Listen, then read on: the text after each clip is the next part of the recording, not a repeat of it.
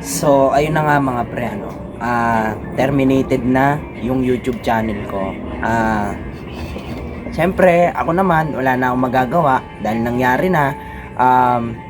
Tatanggapin ko na lang na terminated na yung YouTube channel ko.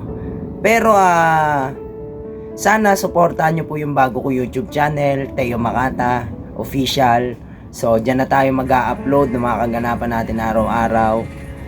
At pinaplano ko ngayon makipag-collab. Di syempre, ma-impluwensya tayo ngayon. Ang dami nating mga kausap na pwede natin makakolab para at least mapabilis yung pag-angat ulit ng pangalan ni Teo Makata. So, bakit nga ba na-terminate yung account ko? So, hindi po dahil sa copyright strike, hindi rin po dahil sa copyright claim, hindi rin dahil sa mga violation na akala ng iba yun yung dahilan ng pagka-terminate ng YouTube channel ko.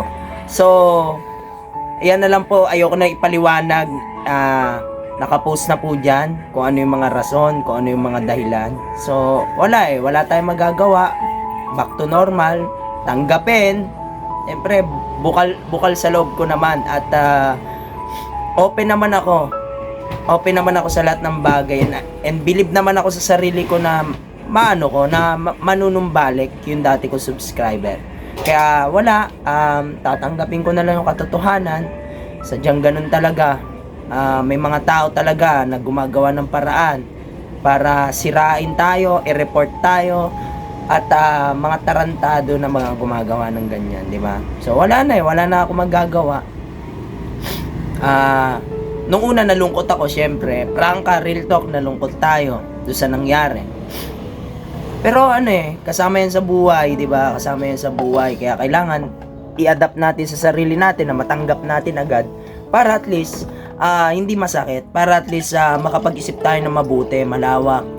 At maraming salamat.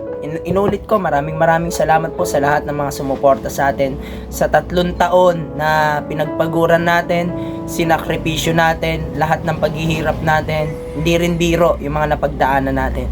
Kaya thank you po sa lahat po ng mga sumuporta kay Teo Makata. Thank you po sa inyong lahat. And maraming salamat sa lahat po ng mga 25,000 na naniwala sa atin. Sa mahigit na 3 taon na pinagpaguran natin, pinaghirapan natin, and hardworking tayo sa mga ginagawa natin. Kaya wala akong dapat pang hinayangan dahil alam ko sa sarili ko na ginawa ko yung makakaya ko. Ginawa ko yung best ko para may angat ko yung pangalan ko. At ganun talaga. Thank you po. Wala na pong kahit anong drama. Tinatanggap ko na yung nangyari. 'Di ba? Tinatanggap ko na nabura para at least gusto ko yun matanggap ko para at least hangga't maaga pa ay makapag-isip na ako ng mabuti, makapag-isip na ako ng payapa, and marami nang pumasok na idea sa utak ko na magagawa ko pa. Kaya thank you po sa lahat ng sumuporta. Maiksi lang po tong video na to, hanggat terminated pa tayo. Ang pinaliwanag naman sa akin ni YouTube pansamantala suspended muna yung ating account hanggang syempre 7 business days. Kailan ba ako na-terminate? April 1 ng umaga, 6:30 AM. Tanggapin ko muna yung nangyari.